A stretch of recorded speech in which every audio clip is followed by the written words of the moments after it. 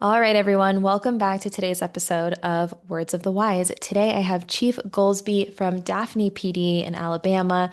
31 years, but in speaking with him, it's actually really 33 years total in law enforcement. He started as a dispatcher. This is his fourth year as chief of police. He has a master's in criminal justice administration and is a graduate of the FBI National Academy.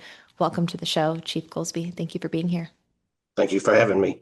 Of course, I'm looking forward to it. So, one of the things that you said that really stuck out to me is that you're really proud of the culture that you built within your organization. Why do you think culture is so important, and what are some of the things that you did to build a positive culture within your organization?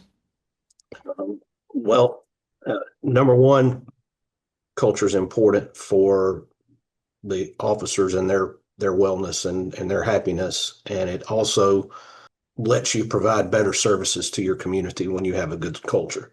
In a lot of departments, officers will often make excuses for not taking reports. Maybe try to push an issue off to another jurisdiction.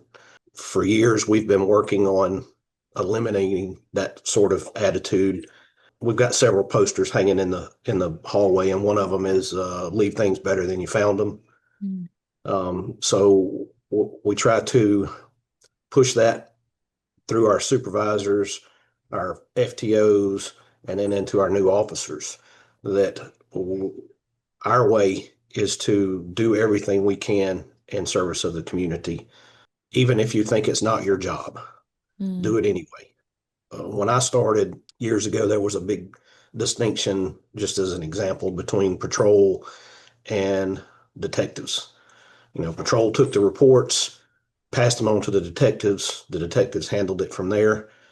Slowly, we have changed that, and that patrol, as they have time, investigate their own cases, their own felonies. The benefit of that has been getting new detectives who are familiar with how to conduct basic investigations. So that's just one of the things that we've changed in the last couple of decades, or last decade or so, really. Yeah, it's interesting that you said that culture is a part of wellness. We talk about the different pillars or dimensions of wellness, and typically we hear physical, mental, spiritual, financial, we're kind of dissecting it that way. But for you to say that culture is a part of wellness, I think is really interesting. And I think actually a lot of people would agree with that. Right. But I've never heard it being kind of included in the conversation of wellness. It's always culture first and then wellness later, but you're saying it's all one. It's a part of wellness. It's a part of how your officers or your team operates and provides service within the Right. organization, but also outside of the organization. I also think that when you take pride and ownership in what you do and where you work, you do want to leave it better than you found it. I Absolutely. think it's the times where you don't really care that much that you don't put in the effort, right? So to Right. create an environment where people have pride and ownership of what they do, which makes them want to put in the effort to leave it better than they found it. Right. Exactly. And especially, we've got 67 sworn positions. My department as a whole is right at 100 employees. Um, the more employees you get, the more chances there are that you're going to have factions within that department. Uh, A shift doesn't like B shift, or C shift doesn't like D shift, or the dispatchers don't like the jailers. And when you can get everybody on the same page, it eliminates all that. Mhm. And that's important, from a wellness standpoint, because you don't have people who are dreading to come to work because they don't like the people they're working with. And we're fortunate enough not to have that in our department. Now, you might have minor, you're always going to, if you got human beings, you're going to have disagreements between people, but it doesn't run so deep that it causes any sort of fraction in our mission. Yeah. Well, I think it's teamwork, right? Exactly. And I think in order to have a successful team, you have to have mutual respect. for each other. Yes. I look at this as sports. Like, look at the best sports teams in the history of sports. It doesn't matter if it's baseball, basketball, football, whatever sport is for you. The most successful ones, they might not all get along. They might have arguments. They might not even like each other, some of them, to think that you're going to have a whole group of, and of course, we have both male and female, but we know that law enforcement is predominantly male at right now, although I know a lot of agencies are doing like a 30% initiative to try to get more females into the profession. But when you look at a team of different personalities, different walks of life, different previous experiences, different opinions. You're never going to have an entire team where everybody loves each other, Right. but you can create a team where everyone has mutual respect for each other.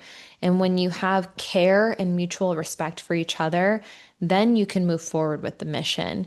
I think it's when you start to get involved in the personal side of things that things get difficult. So for you to try to create an environment where it's like, hey, like we don't always have to get along. You don't even have to like each other, but we do need to respect each other and we need to operate as a team because we do have a mission that we're trying to achieve. That's a very good point. Thank you. What would you say for anyone who's out there? Because I have talked to a lot of chiefs that either are outsiders coming in and they're trying to maybe repair a broken culture, or um, every chief I talk to wants to improve upon the culture no matter what. But what would you say for maybe advice or things that you guys have done as first steps that were really successful in creating that environment where people are operating as a team? Well, the first thing you have to do is get your midline supervisors. Um, you got to get those sergeants to buy in to what you're trying to do. Yes, command staff needs to buy in too, but it's much more important that the sergeants do, because that's who's got contact with your officers. Um, so yeah, I mean that's in my opinion the most important step is to get those sergeants uh, on board with your plan. I've heard that there are two roles that really um, influence the organization the most. The first are the FTOs, and the Right. second one are the sergeants. That's 100% accurate. Are you very particular when hiring for those two roles to make sure that it's a good fit so that everyone is on the same page? We are very about who we may get. And sometimes we make them, a misstep here or there, and we put an FTO in a car that, shouldn't be training people, and we rectify that. You're just not, this is not for you. You're great at answering calls, not so great at coaching and mentoring brand new officers. Yeah. Yeah, and I think that right now it's hard, and we talked a little bit about this offline, but every organization right now I think is struggling with recruitment and retention. Yes. And when agencies are short, we're seeing that, sometimes people are being maybe promoted faster because they have to fill spots, and organizations are struggling with finding the right people for the right roles. And so do you have any strategy for that, or is it you would rather be sure than to hire the wrong person? No, I absolutely would rather be sure than to hire the wrong person. So, we matter of fact, we are going reviewing applications right now for police officer. Mm, I think we got about 20 or so, and only interviewed about six of those. On the opposite side of that coin, I've got a code enforcement position available right now, which is a non-sworn position. We got 40 applications for it, twice as many. mm, And I know we're not the only ones. Everybody's struggling with that. Having the right people in the right place really starts when they're officers. mm, Um, you need to, well, first off, you need to make sure that they're sharing your agency's values, because that's who's contacting your citizens. Um, sergeants to some extent, but it's your officers who's carrying the mission out. They need leadership and supervisory type training, even at that level, even when they're not supervising anyone. You need to start as quickly as you can getting them to see the big overall picture, that Mm, there's more to what the department does than write tickets and arrest DUIs. Those are important things for us to be doing at the line level or at all levels. But the department is a huge machine or a ship, and when you need to change direction, you got to make it in small increments, and you got to have everybody doing what they're supposed to do, and yeah. they need a picture of what that looks like. What I'm doing now is going to impact my career 5, 6, 10 years down the road.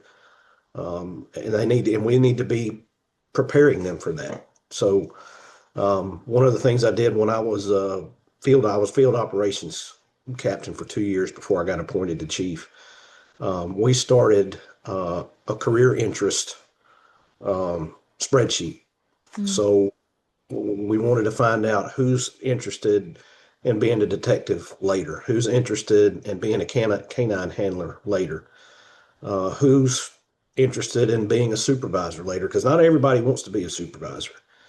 And so we took that information and we established a training coordinator position, and it became his job to find classes that complemented where these officers wanted to go in their career. So we might send a an officer that's right out of the academy with 9 months, maybe a year experience. We might send him to an interview and interrogation class, where in the past nobody got to go to those unless they were detectives.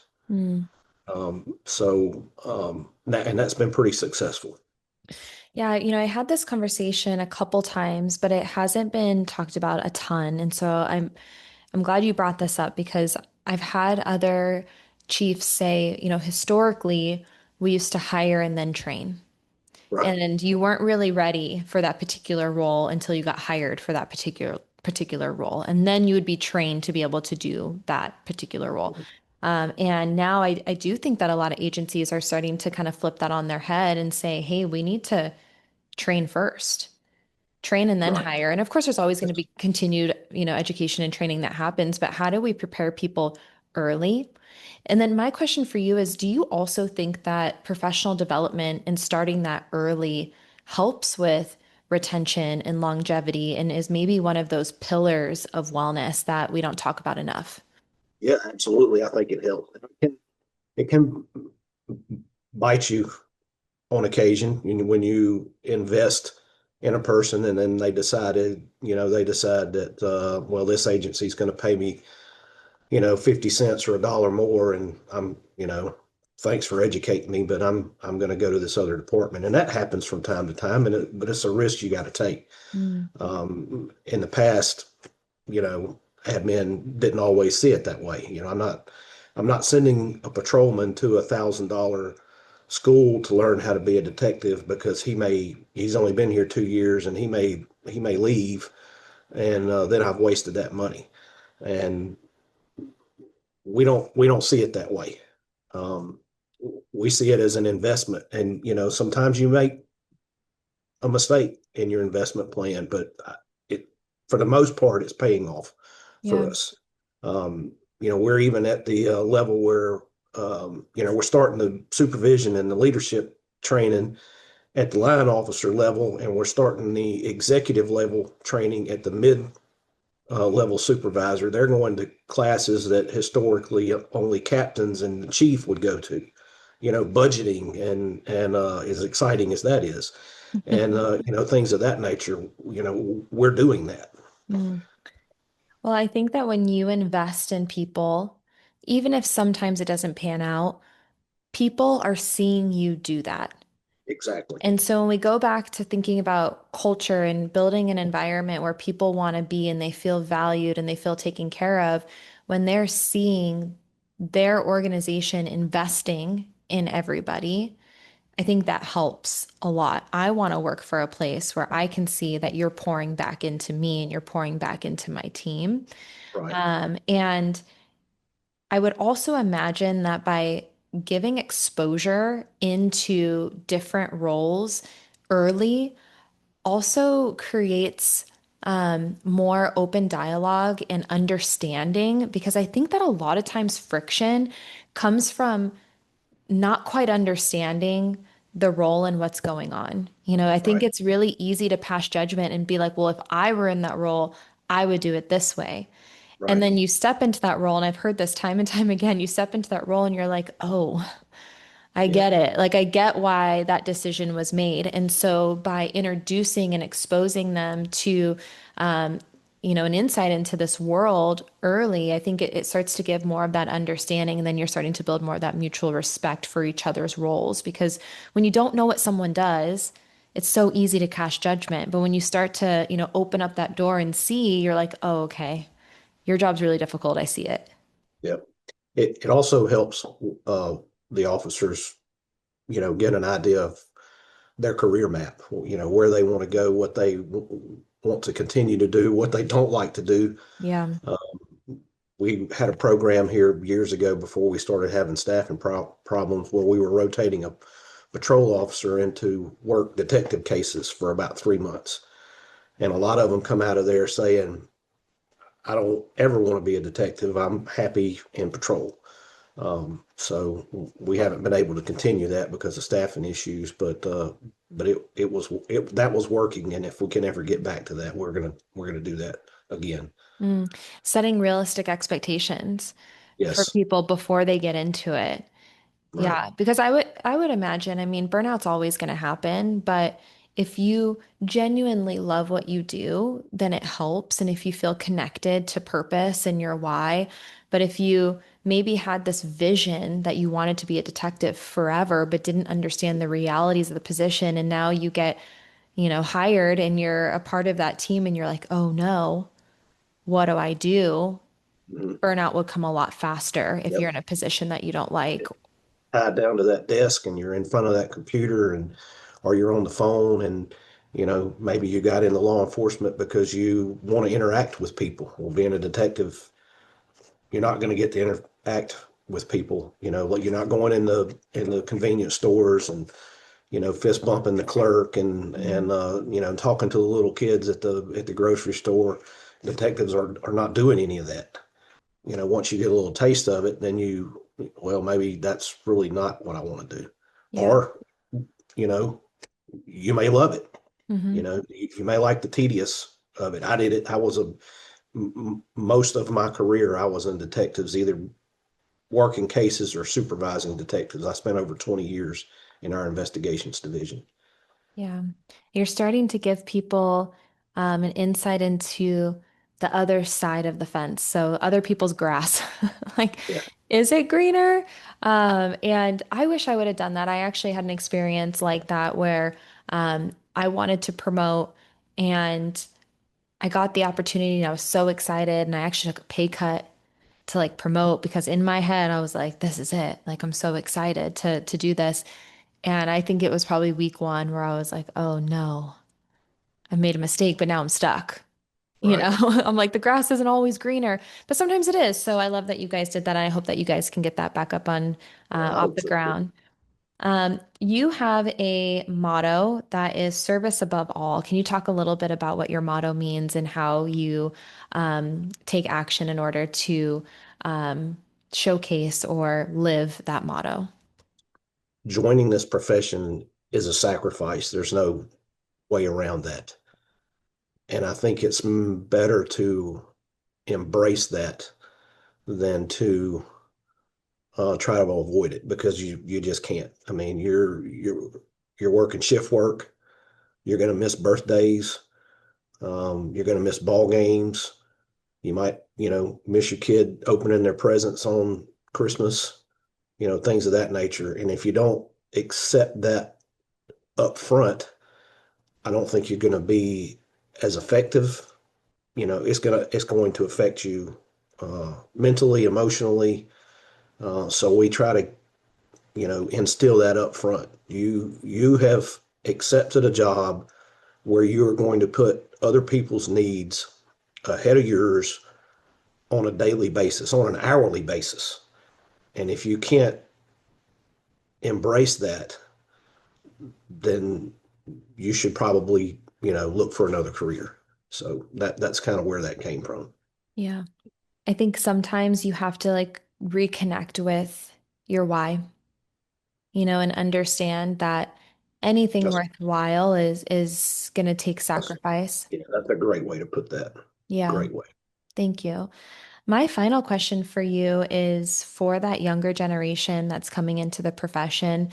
If you could go back in time and you could talk to yourself as a younger officer with all the knowledge that you have now, what words of wisdom would you share? Well, the first thing I would tell myself is you need to start preparing for retirement day one. Don't wait till you're 10 years or 15 into your years into your career to think about that.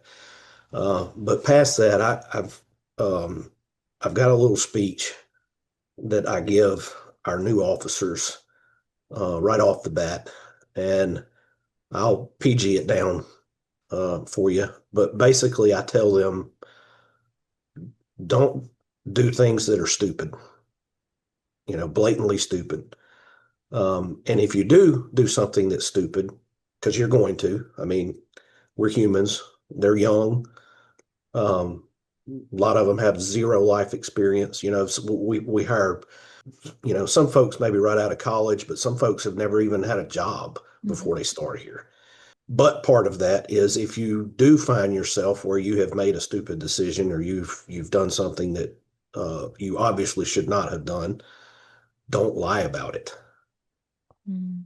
Somebody's going to find out, and when they find out, don't lie about it because integrity is everything in this job, and we can accept mistakes, spur of the moment decision where you got an emotional, or maybe it's as little as something as backing into a car in a parking lot.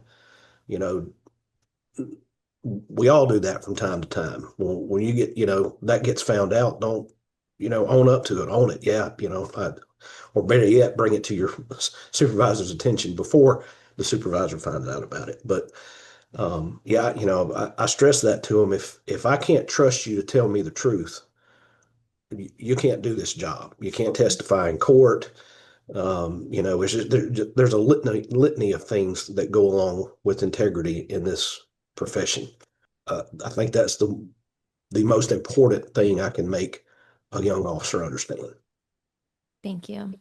Thank you so much for coming on here today and talking to me a little bit about leadership and wellness and sharing your words of wisdom. I appreciate you having me. Of course.